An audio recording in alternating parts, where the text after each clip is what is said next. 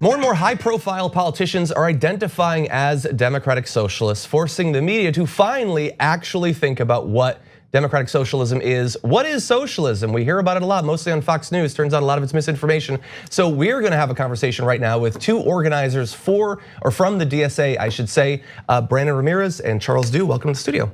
Great to have you here. Thanks for having us. Great to be here. So I know it's obviously there's an election coming up. You're probably doing a lot of organizing. We're gonna talk about the campaign and coalition building on the left. But first, just briefly, how did you get involved with the DSA? What was that experience like for both of you? Well, I had a couple friends and I when we were in Connecticut, and we were all lefties before we were all socialists. And when Donald Trump got elected, we got together and we're like, we need to do something now. So we started the Central Connecticut chapter of DSA out there. Had a great time doing that. And here I work as a labor lawyer for a progressive union, and getting involved in DSA in LA was the natural thing to do. That's awesome. You're from Connecticut? I'm actually from Washington State. Okay, cool. Well, I went to UConn, and back when I was in there, I don't remember there even being like a DSA chapter or anything like that. But it's interesting to see that it's sprouting up all over the place. And for you, Brandon? Yeah, so I've kind of had this on and off relationship with DSA for the past 10 years. I first got involved about 10 years ago through my YDS chapter in Temple University, so we're in Philadelphia. It was around the time of Occupy Wall Street that really everything was kind of heating up. And since then, since I've been in LA, I've been part of the DSA Los Angeles chapter, organizing here as well. Okay. So let's talk about some of that organizing. Coalition building on the left, obviously it's a pretty wide spectrum. There are a lot of different groups, and especially in the context of this election, it can get kind of vicious with supporting certain candidates. Sort of some groups will write you off as a result of that.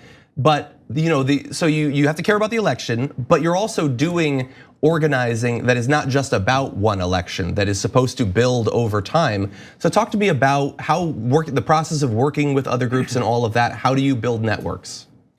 Yeah, so I mean, building networks, building all these different relationships, it is definitely going to be about the issues. It's going to be about, are we building working class coalitions where we are centering these different struggles? But just like if you're building relationships with people, it's got to be founded on trust. It has to be founded on meeting people where they're at and really showing up for them. So it is a lot about this idea of solidarity and how you're going to be really centering people's struggles. But yeah, an example is something that even happened this morning. There is sweeps going on in Mitch O'Farrell's district over in Echo Park, and some DSA members, along with the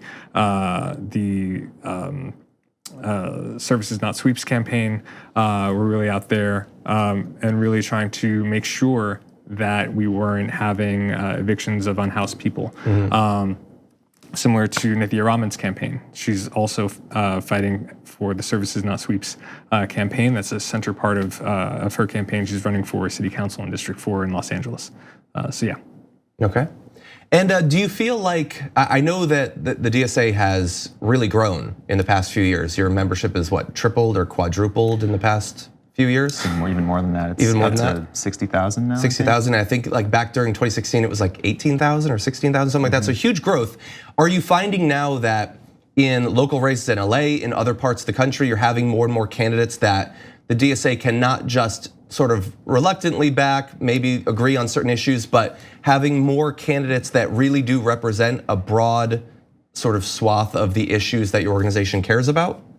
Absolutely. I think it's really exciting to see how many elected officials who are actually DSA members have been getting elected all over the country. At the national convention for DSA this past summer, we had a room full of socialist elected officials at the local, state levels.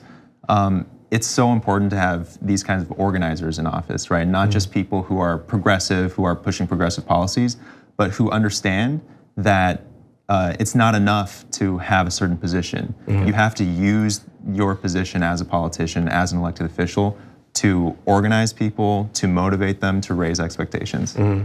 Yeah, so when I think about that sort of process, obviously Bernie Sanders I think is a great example of that. He talks often about this is not just about one position or one statement, it's about a movement, and that it's not about one election, that movement has to continue afterward. But I also think about some of the strategies of some of the freshman congresswomen in particular, like AOC is probably the best example. She didn't come in and sit on the back bench and occasionally raise her hand and say, here's something I'm a fan of. Even before she was sworn in, she was bringing activist organizations into the halls of Congress. Do you expect that we'll see more of that? I don't know what the right word is. Upstart has a negative connotation to it, but like not wanting to just sit and be deferential and pay your dues, but get in there and actually deliver results immediately by putting people into the process. Are these sort of just standouts, or do you think that that is the new thing? Yeah. I mean, if you look at AOC, the way that she came into office, right away she brought the Sunrise, or she didn't bring them in. Sunrise Movement went into Nancy Pelosi's office and she stood there in solidarity with them and said, this is exactly what you're supposed to be doing. So when we look at candidates who are democratic socialists, when we look at electoral politics, it's really saying, is your politics or is your campaign revolutionary? Is it going to be just looking for modest reforms? Or are you actually going to be saying, no, we have to have non-reformist reforms. We have to be really pushing forward a strategy that puts forward these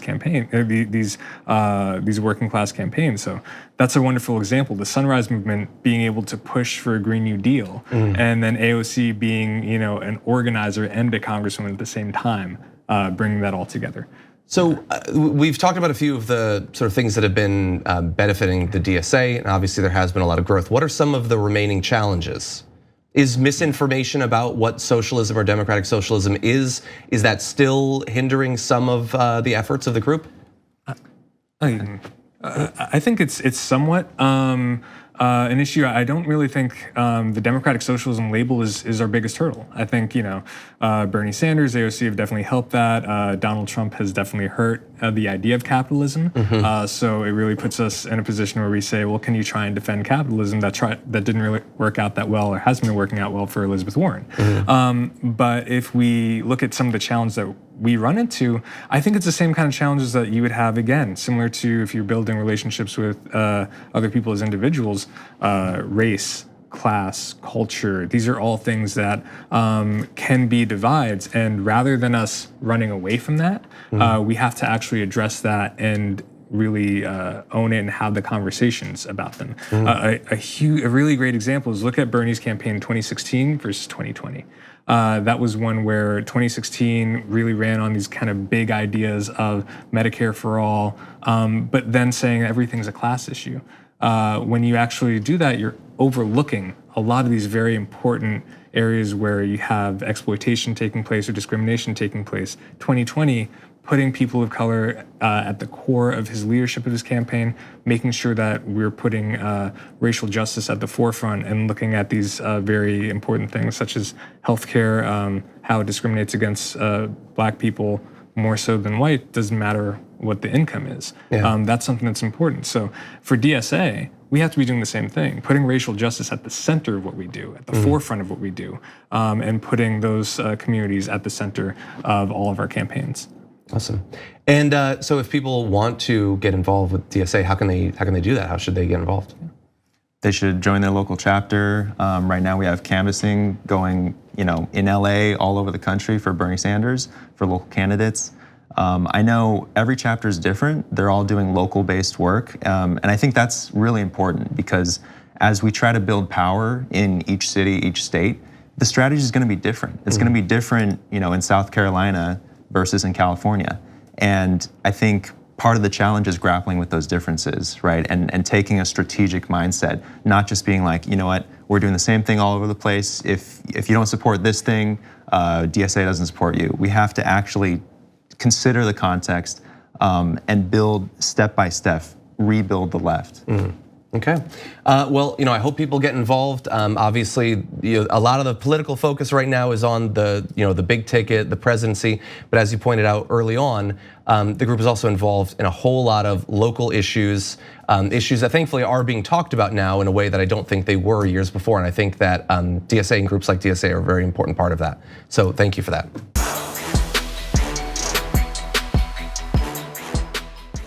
Check out the Damage Report podcast each day, wherever you get your podcasts, whether Pocket Casts or Stitcher or iTunes. You can join me as I give you the news and stories you want, with a range of co-hosts and interview guests jumping in on the fun each day. Again, that's the Damage Report, wherever you get your podcasts. And if you get them at iTunes, don't forget to rate and review. Sometimes I'll read them live on the show.